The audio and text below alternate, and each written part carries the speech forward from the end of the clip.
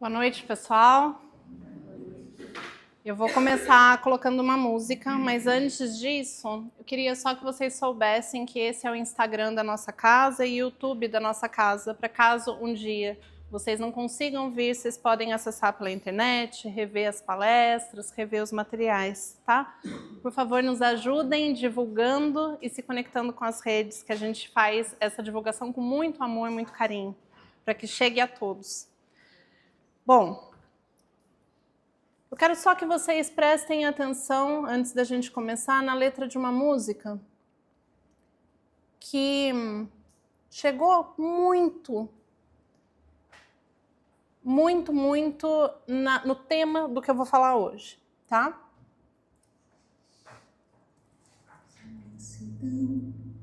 Perdemos a conexão pela doença de ouvir a voz da falsa razão, abrindo os olhos sem acordar, fechando o olho da intuição, abrimos mão de enxergar o desabrochar da vida, obedecer, entristecer, procrastinar, sem tempo de ser o que a nossa alma pede. Dentro de nós acumulamos pesos cruéis, acreditando que é assim que a vida é. Nascemos imensidão, perdemos a conexão pela doença de ouvir a voz da falsa razão, abrindo os olhos sem acordar, fechando o olho da intuição, abrimos mão de enxergar e desabrochar da vida, obedecer, entristecer, procrastinar, sem tempo de ser o que a nossa alma pede. Dentro de nós acumulamos pesos cruéis, acreditando que é assim que a vida é.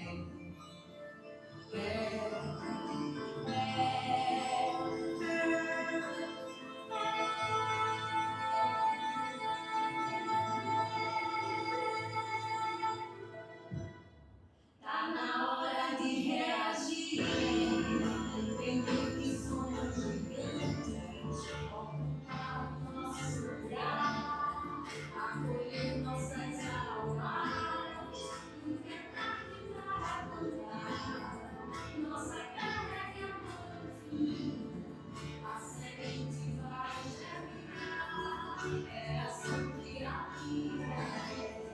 Tá na hora de reagir, entender que somos gigantes, ocupar o nosso lugar, acolher nossas almas, nunca é tarde pra recordar nossa terra de amor infinito, a semente vai germinar, é assim que a vida é.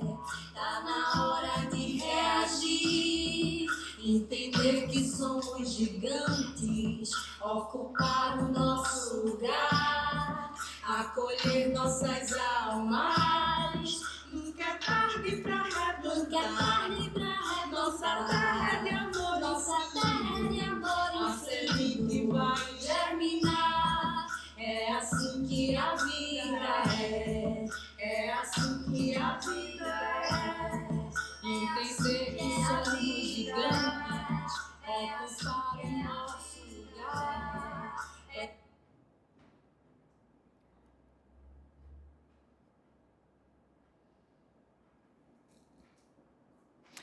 Bom, boa noite novamente. Eu estou muito grata de estar aqui hoje. Quem me conhece há mais tempo sabe que eu sempre peço ajuda da espiritualidade para definir o tema. E dessa vez eu pedi, não recebi um tema. Coloquei no Instagram da casa 3 temas, a gente teve muitos votos iguais. Não consegui definir um dos 3 temas. Eu falei, mas o que vocês querem, meu povo? Até estava falando com meu pai, ele falou, você está achando que é assim, que eles vão dar tudo de mão beijada? Eu falei, eu tô achando, que eu tô me colocando a canal, a serviço, tô montando a palestra aqui, uma ajudinha do o que a gente deve falar, como tocar o coração de cada um, é sempre bem-vinda, não é mesmo? Mas então tá bom, se todo mundo votou em 3 temas diferentes, eu vou dar um jeito de falar dos 3. E aí eu me coloquei a montar o que eu vou falar aqui para vocês hoje. E quando eu terminei de montar a estrutura, eu caí no choro. Porque eu entendi que não era para vocês que eu vinha falar aqui hoje. Era para mim mesma, que eu tinha que ouvir tudo aquilo que eu ia falar aqui. Várias e várias vezes, porque quando a gente vem falar aqui, a gente treina um cadinho antes. Então eu escutei muitas vezes e vou ouvir hoje de novo. E quem sabe, nesse meu monólogo comigo mesma, sirva para alguém alguma coisa. Transição. Alguém que já ouviu falar de transição planetária? Levanta a mão, por favor, quem já ouviu. Transição planetária é um tema super em alta no espiritismo. Mas transição, o que é uma transição? Se você vai transitar de um lugar para outro, você vai sair de um lugar, você vai transitar até chegar em outro lugar. É um processo. Quando eu escutava transição planetária, o que sempre vinha na minha cabeça? Algo parecido com isso. A Terra sai de um ponto escuro e sombrio e vai para um ponto luminoso. Sai do mal, vai para o bem. Sai do preto, vai para o branco. De cá para lá. Uma mudança, uma transição. E isso não é mentira. Isso é exatamente o que a gente está vivendo, uma transição planetária, melhorando gradualmente a nossa experiência de vida nesse planeta para que seja cada vez melhor, cada vez mais benéfica, mais luminosa essa experiência. Só que, de alguma maneira, isso parecia uma coisa assim, a espiritualidade vai limpar a galera que é do mal, que está nesse planeta, e aí, quem sabe, eu fique aqui nas próximas encarnações, ou quem sabe eu vou para outro lugar. Porque eles vão sair. É a luta do bem contra o mal. Como se eu não tivesse parte nenhuma disso. Afinal, eu me conheço, eu tenho um bom coração, eu não sou uma pessoa maldosa. Acredito que nenhum de vocês são. Muito fácil a gente olhar como eles são maldosos e eu já estou num estágio legal, estou aqui no centro, eu venho falar para vocês, olha só, estou devotando meu tempo de segunda-feira à noite para Jesus, vocês também, vindo aqui ouvir. Então a gente está melhorzinho, né, nessa transição. Essa transição é com os outros. Só que não existe essa coisa de bom e mal. De bem e ruim. Não existe isso. A transição planetária, ela é muito mais parecida com 50 tons de cinza, tudo junto e misturado. Porque uma pessoa que é do mal, que a gente considera como uma pessoa ruim, você pode ter certeza que ela tem características positivas. Ninguém nesse planeta é 100% bom, nem 100% mal. Nem nós.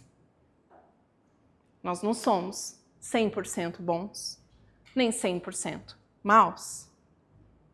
Existe uma graduação de tonalidades aí imensa, que neste momento de transição, todo mundo está saindo de um ponto de partida e querendo chegar num outro lugar.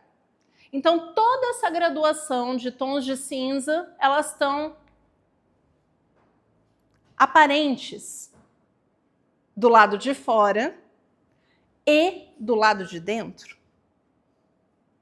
Não dá mais para a gente esconder. A gente está vivendo isso sendo mostrado. É isso que é a transição. A gente olha para o que não está bom e vai para o lado para melhorar. É um processo. Tá, mas para onde a gente está indo, a gente sabe.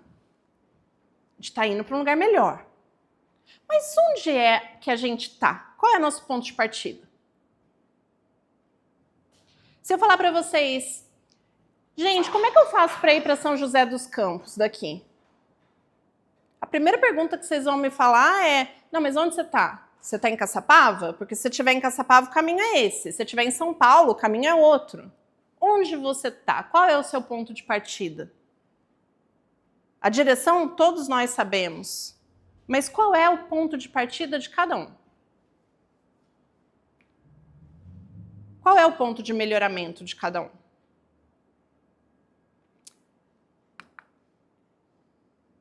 Esse carinha aqui é o meu filho de 3 anos. O nome dele é Lucas.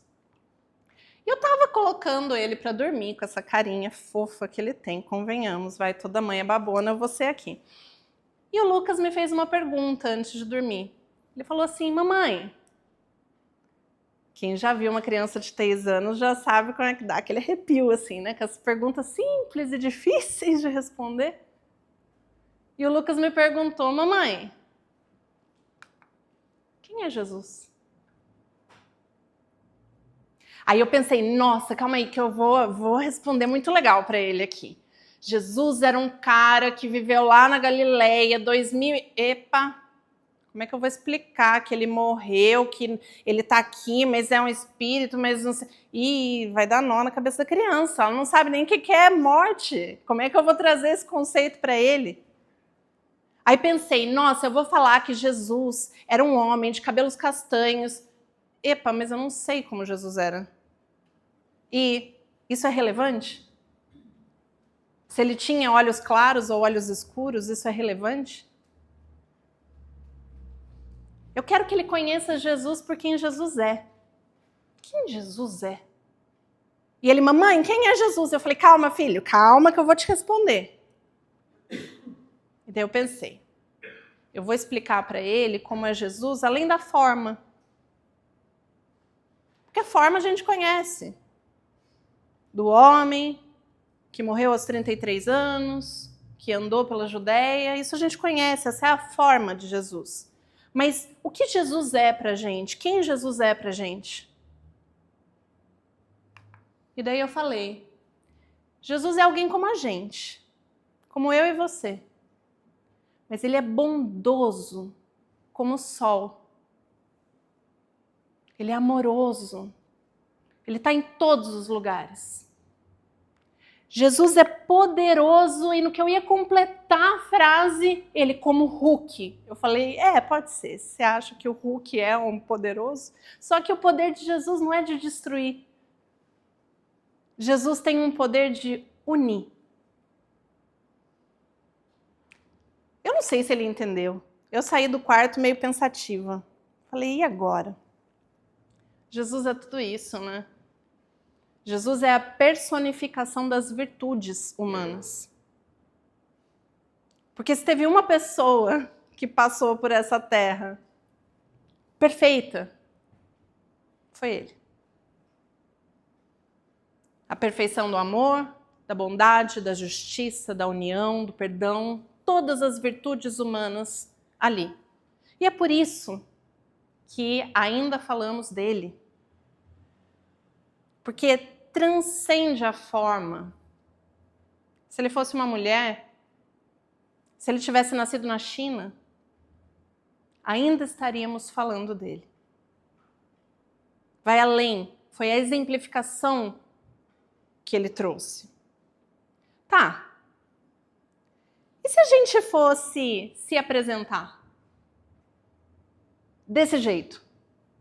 Porque a gente está acostumado a se apresentar como, meu nome é Michele, eu tenho 37 anos, eu trabalho com isso, moro aonde, taraná. Mas e se a gente fosse se apresentar em virtudes? em algo que não morre, em algo que não perece, em algo que não transforma, transita, em algo imutável, como vocês se apresentariam? Vocês já pararam para pensar nisso? Se vocês fossem se apresentar para o Lucas, além da forma, será que a gente poderia dizer que a gente é amor? Tendo o exemplo de amor de Jesus? Será que a gente poderia se apresentar como alguém bondoso, justo, tendo o exemplo de justiça e de bondade de Jesus? Vocês concordam que Jesus é nosso modelo e guia? Levanta a mão quem concorda. Todo mundo, unânime. Ok. Se ele é nosso modelo e guia, é porque ele é o gabarito que a gente deve seguir, certo? Imaginando que a gente é uma prova aqui. Não da forma. Porque se a gente fica na forma, eu já não posso seguir. Ele é homem, eu sou mulher. Ele nasceu na Judéia, na Galileia, eu estou aqui no Brasil. Então, para além disso, para além da forma, amor, bondade, justiça. Se ele é o modelo, e eu estou aqui para aprender a ser como ele, por que eu não sou? O que me separa de Jesus? O que faz ele capaz de ser o modelo e eu não? Quando eu pensava nisso, antes eu ficava um pouco irritada. Porque daí eu pensava assim, mas Jesus é perfeito. Como falou aqui na prece, ele ajudou a construir nosso planeta. Ele é muito mais avançado que a gente. Ele tá lá, perfeito. Eu tô aqui, imperfeito. Então, ok, eu não vou chegar no nível dele. Mas será que foi por isso que ele veio? Encarnou nesse planeta com um corpo de carne e osso, conviveu com pessoas como a gente, será que ele veio aqui para a gente olhar para ele e falar assim, eu não chego nesse nível não? Essa pergunta, ela é incômoda, porque não tem nada que separa a gente dele. Nada. A não ser a nossa responsabilidade por agir como ele ensinou. Porque se a gente determina que a gente quer ser igual a ele e que a gente vai fazer o que for para aprender o que ele veio ensinar, a gente consegue. Mas a gente quer. A gente quer amar o nosso inimigo. A gente quer pegar aquela pessoa que a gente não suporta, pegar aquele político que a gente não suporta e quer tomar um café com ele um dia. A gente não quer. A gente quer ter razão. A gente quer olhar para alguém que fez alguma coisa ruim para a gente e a gente quer ter razão. A gente não quer perdoar. A gente não quer amar quem crucifica a gente e olhar e falar assim, eu perdoo, você não sabe o que você está fazendo. Eu só tenho amor para te devolver. E essa falta de responsabilidade nossa nos separa de Jesus. É responsabilidade.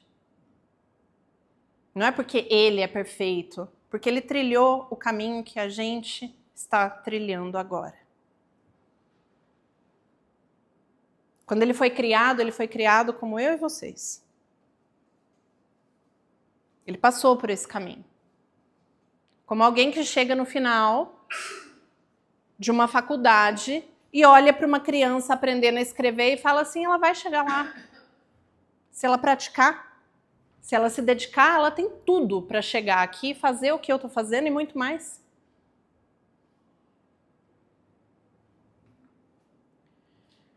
Reforma íntima. Transição planetária é sobre reforma íntima. É sobre a gente se comprometer com os nossos processos interiores. É sobre a gente se responsabilizar com os nossos processos interiores. Mas para a gente falar de reforma íntima, que é outra assunto em alta no espiritismo, né? Vocês já ouviram falar de reforma íntima? Todo mundo, né? Reforma, gente, não é construir uma coisa do zero. Não é demolir tudo que já tem. Reforma é reformar. Reforma implica numa estrutura já existente, que você, de alguma maneira, aceita aquela estrutura, mas que ela pode ser melhor. Isso é uma reforma. Eu mudei para Caçapava faz 3 anos. E eu comprei o terreno, fiz o projeto da casa, construí a casa do zero. E no primeiro mês que eu estava morando aqui, bem aquele auge do verão, aquelas chuvas bem intensas, começou a aparecer na parede da minha escada uma umidade.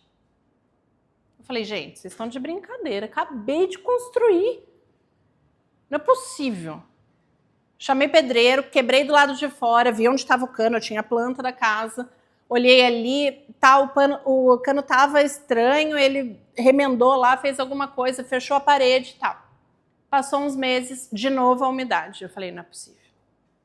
Chamei outro pedreiro, quebrei, ficou ali o cano exposto, não achou problema nenhum. Fechou a parede, passou uns meses, umidade de novo. Eu falei assim, eu não quero olhar. Só pode ser Deus colocando a umidade aqui, porque eu já vasculhei, eu não sei mais onde está esse negócio. Aí eu ignorei a parede. Aí começou a estufar a madeira da escada. Até o dia que o meu filho tropeçou na madeira. Eu falei, vou ter que olhar, não vai ter jeito. E tava assim, não sabia o que fazia mais. Já tinha procurado de tudo. Tava dando água para as plantas quando meu marido olhou e falou assim, eu já sei o que é. É a janela. Eu falei, oi? É a janela tá sem vedação. Eu falei, não é possível. A gente quebrou a parede, é o cano, não tem como uma janela dar uma infiltração ali embaixo. Ele é a janela, quer ver? Catou um balde de água, jogou na janela, na hora, a parede umedeceu. Eu falei, gente, era só colocar um silicone na janela. Era isso. Colocamos silicone na janela. Isso é reforma. Quando você está morando no lugar e está uma quebradeira, e você não sabe de onde vem o problema, e você está morando ali, e tem pó, é uma delícia. E estufa o negócio, é uma delícia. Quem adora uma reforma, gente? Todo mundo, né? É por isso que a gente faz reforma o tempo inteiro, não é verdade? A gente adora, é muito legal reforma. Mas não é, né? E é por isso que a gente não faz. Porque é chato. Dá trabalho. Mas eu vou simplificar para vocês. Para uma reforma ser boa, uma reforma íntima ser boa, 3 passos. 1, 2, 3. Simples. Simples, simples. O primeiro passo é reconhecer. Opa, tem uma infiltração aqui. Tem algo que não está certo. Tem algo que pode ser melhor. Esse espaço não está bom, isso daqui está esquisito. Não era para estar desse jeito. Era para eu morar numa casa que não tenha água entrando por lados que eu não sei de onde. Quando a gente não reconhece o que está causando o problema continua. E ele só aumenta. Então, a reforma íntima, ela deve começar pelo reconhecimento do que a gente desconhece sobre a gente, sobre o nosso funcionamento. É autoconhecimento. Mas é mais do que autoconhecimento, porque autoconhecimento você sabe onde está mais ou menos cada coisa. Mas reconhecer o que está dando problema é outra história. A gente prefere não ver.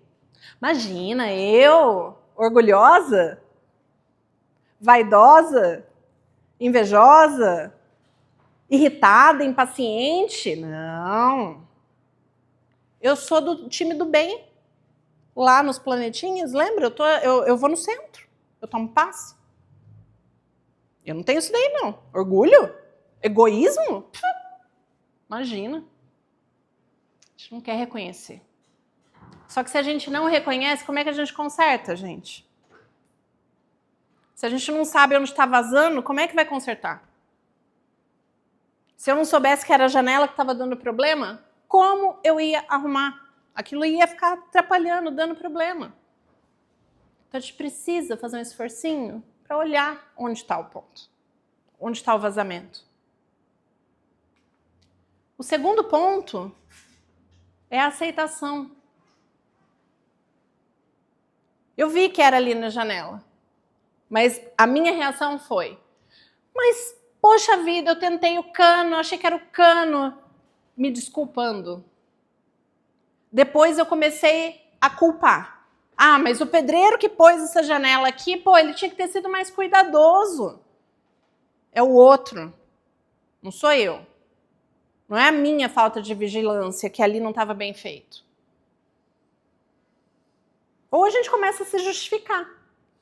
Ah, eu não olhei porque eu estava muito ocupada, que eu estava trabalhando, e daí eu não vi como instalar a janela.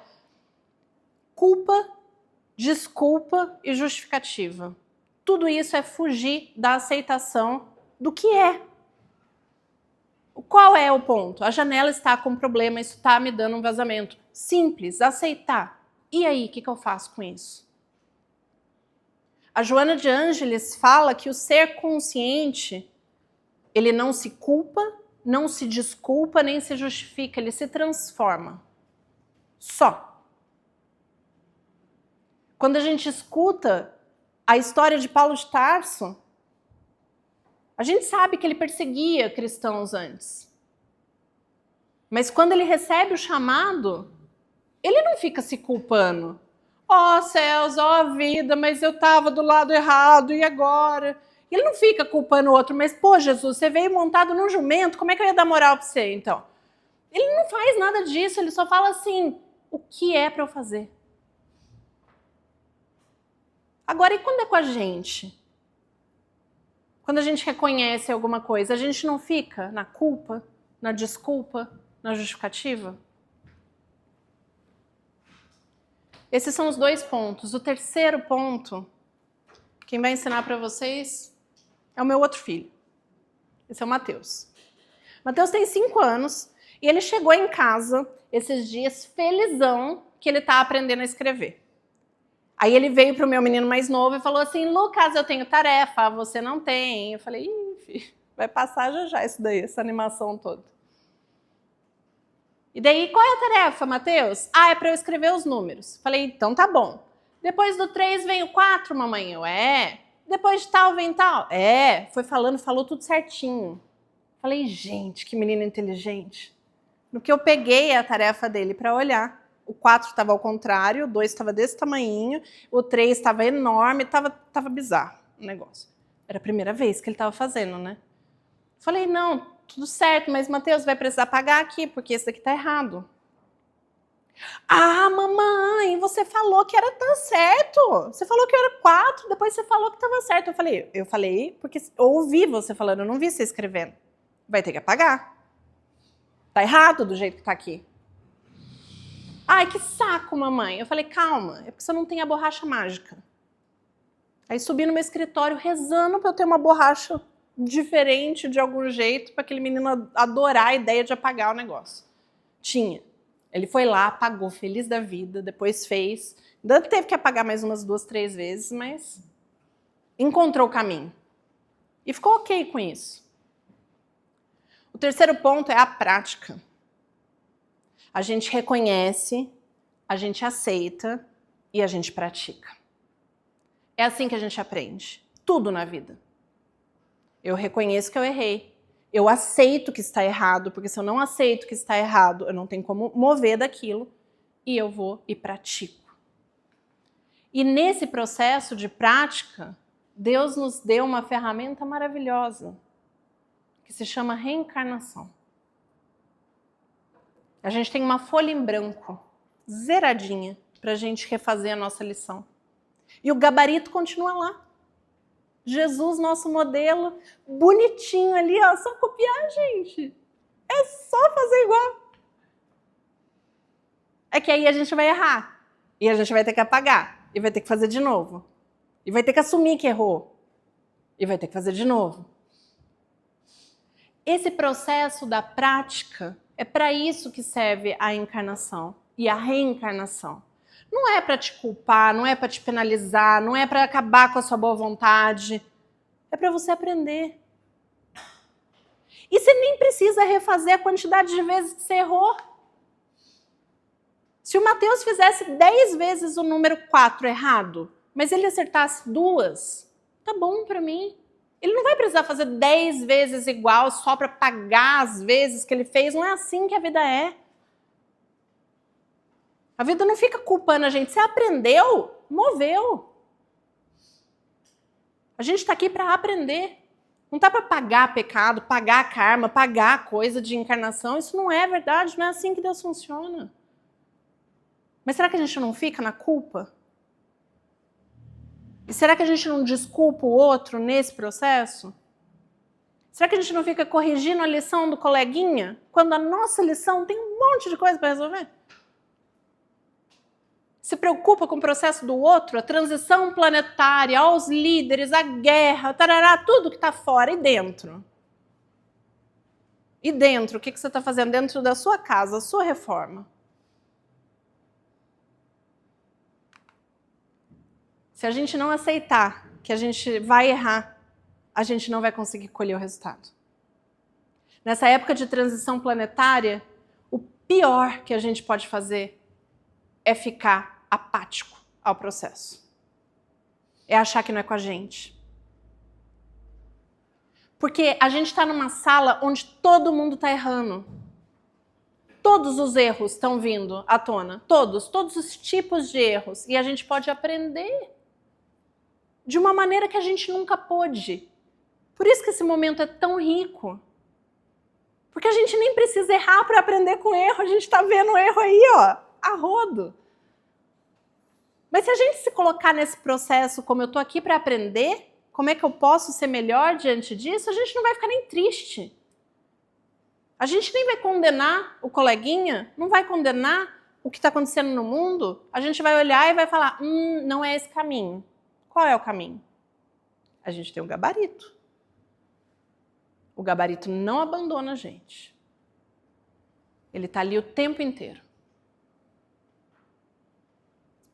Eu, esses dias, estava indo para São Paulo e uma pessoa bateu no vidro do meu carro e me entregou um santinho. Sabe esses santinhos assim? Era um domingo, a pessoa virou para mim e falou assim, senhora, Deus tem um plano para você. Eu agradeci, segui com o carro. Eu fiquei pensando, mas tem mesmo? Que plano é esse, Deus? Eu vim aqui fazer o quê? E daí me veio na cabeça assim, qual que é seu sonho? Qual que é o sonho de vocês? Vamos conectar com isso um minutinho. Pensem, qual é o sonho que vocês querem muito realizar na vida? Pode ser qualquer coisa, ninguém está julgando. Pode ser no coração de vocês. Qual é o sonho da vida de vocês?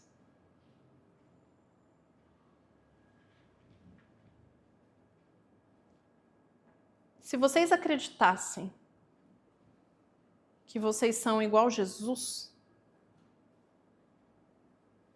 vocês teriam a força para realizar esse sonho? Jesus que andou sobre as águas, que curou cegos e leprosos, que deixou uma mensagem que até hoje marca a gente. Se vocês acreditassem que você tem o poder igual ao de Jesus, vocês acreditariam que vocês podem realizar esse sonho? Só não vão realizar se vocês estiverem partindo de uma base da forma. Ai, mas eu, imagina com essa idade. Mas eu, imagina com essa saúde desse jeito. Mas eu, imagina, porque para Jesus ele já era perfeito. Daí a gente começa as justificativas e toda a parte de não reconhecer, não aceitar e não praticar. Mas se a gente está partindo do ponto certo, qual é o ponto certo? Que nós somos filhos de Deus, como Jesus é filho de Deus. E se a gente se responsabiliza por fazer acontecer, Deus tem um plano pra gente.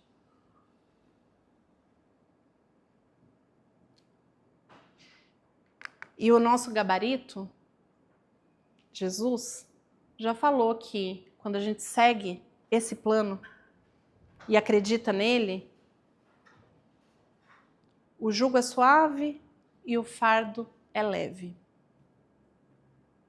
Porque tudo isso que é transitório, tudo isso que está errado do lado de fora, tudo isso perde o sentido, porque você sabe que é aprendizado. E fica mais leve da gente encarar.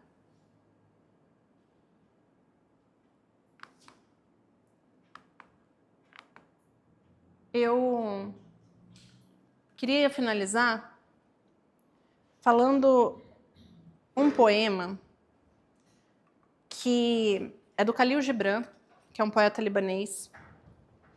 E o Khalil Gibran, para mim, representou a nossa evolução nesse poema. A possibilidade da gente se tornar como Jesus, por mais distante que isso pareça hoje. O poema fala assim: dizem que antes de entrar no mar, o rio treme de medo. Olhando para trás, os cumes, as montanhas, o caminho longo e sinuoso que abriu através das selvas e aldeias, e vê diante de si um oceano tão grande que entrar nele é desaparecer para sempre.